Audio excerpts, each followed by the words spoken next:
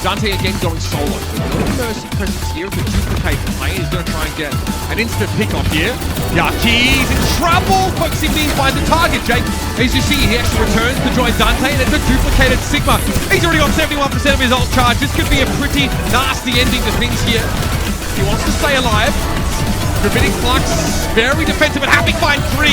That is huge. Looks like some of the setup that came from his Orisa, but really just great positioning on the Dragon Strike.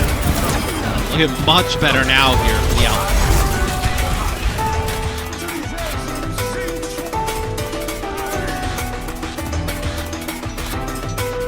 Immortality feels the Crimso's down. Gunland's in, lost his as well, and Danteh's blade doesn't do much except cause a bit of a stir. But Yaki's down. Good Rabbinic Flux there though from Piggy. That was quite crucial. And now the Outlaws can roll straight forward in overtime. They have a chance to finish the match. We'll get a touch here for Florida Mayhem. OG good adaptive shield as well. That'll keep him alive a little bit longer. Immortality field got picked up very quickly by Piggy. Very astute from him to get rid of that so early. That means that OG can't talk nearly as long as the other ones would have played. Dreamer wrapping around the point. Bubble given over to Yaki, who needs to stay alive, but there's just too much pressure here. Eventually he's run down, and the Outlaws will get their prize. Hard fought indeed.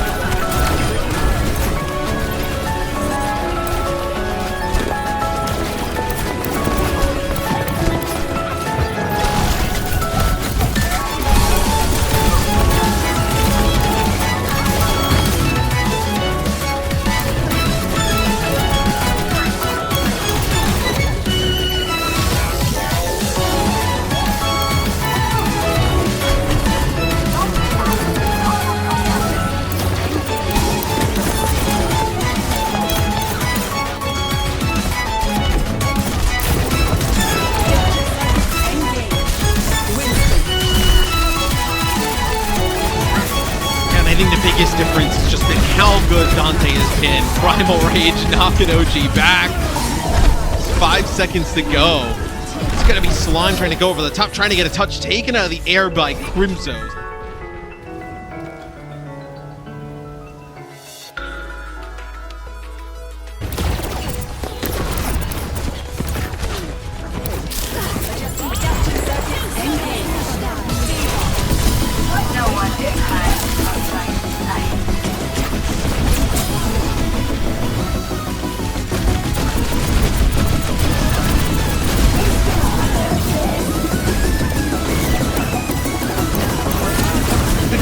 there pays off from Jake. Danteh going from strength to strength now, heads into the back line now with the damage boost. Jake's done a very good job of spreading his influence across both DPS here, and that pick really sets him up.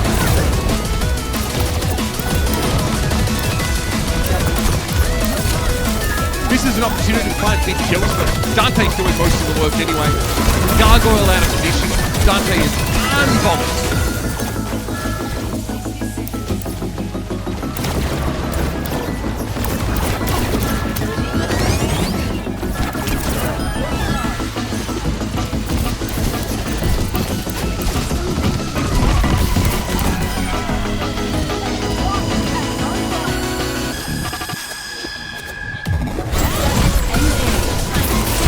Danteh duplicates Diva, and Gangnam Jin was dead before Danteh even got there. Nothing you can do about that. Dreamer taken down elsewhere by Yaki, so the Echo's having a pretty big impact in this fight already, but that's the remake kill! Slime! I think he was going for the...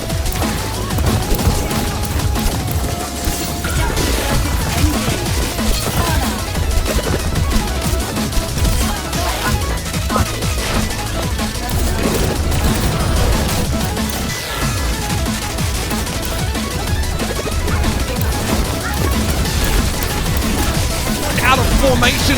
That's a player advantage now to the Houston Outlaws, and they're going to make it even worse. OG goes down. Dreamer really started to stretch his legs a little bit more. And the Mayhem come off second best in that fight. They get the later nano boost, but it doesn't look nearly as good in the hands of Yaki. You get a remake here for Gargoyle on the payload. This is still contestable. Now it'll be Gargoyle taken out. So Florida gets the payload through the choke. They get it to about the statue. So they get rid of Yaki, but can they do more? Focusing beam there. Yep, nicely done. Danteh cleans off BKB really well. Dreamer, yeah, he does go down, but OG got a nano booster, wasn't able to find enough value for it. The Outlaws, they make the safe play, the patient play. It looks so good for them. And now they'll clean off the Mayhem, and they'll take Dorado here. No real chance for a stall.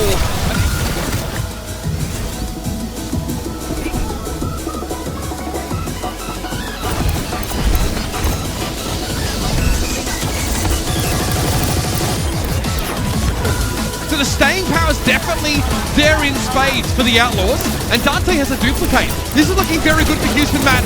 Yaki disintegrates.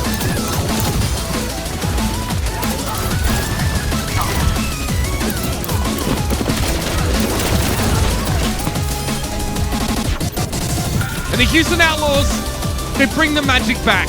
Sometimes it's more than just fan service or nostalgia. Sometimes it's just a good play. Player of the match, though, Matt, presented by Xfinity today is, I mean, it's got to go to Danteh. There's obviously the temptation to give it to Jake because recency bias is definitely a real thing, and he has a huge last map, but this Echo play is astonishing. And the storyline for us was that you can't ban Danteh, like you can't, you know, no hero pool can claim enough of his, you know, his selection to sort of make him useless. And the guy is just incredible. One of the most versatile, flexible DPS players in the world. Yeah, his Echo was extremely impactful today, especially at times where I know Happy wasn't getting the best out of like a Widowmaker battle or an Ashe long-range battle. It seemed like time after time Danteh was able to, you know, open these fights or contribute in these fights. 2-3 pickoffs, then a duplicate, and being able to stall it out, keep it going for the Outlaws. He's a huge player in NA in terms of, you know, the DPS, like one of the best in the league without question. Seeing him on the Echo and knowing that there's heroes that you can play at a high level like Tracer and Sombra not in the pool, this is a good sign for the Outlaws that you're able to see him play another hero. We know he's very good at Echo, but seeing this, though, a really good sign for the Outlaws.